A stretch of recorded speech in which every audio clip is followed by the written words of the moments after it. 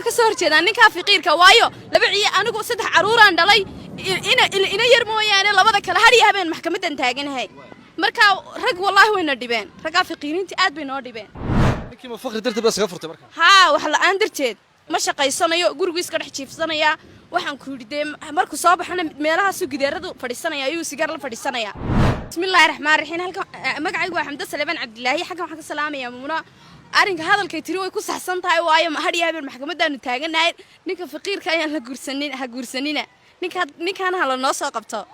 faqiirka la guursado adigu ma ka soo horjeedaa haa waan ka soo horjeedaa ninka faqiirka waayo laba ciyaar anigu saddex caruuraan dhalay ina yar mooyaane labada kale har iyo habeen maxkamadan taaganahay marka rag wallahi wayna dhibeen raga faqiirintii aad bay noo dhibeen marka ha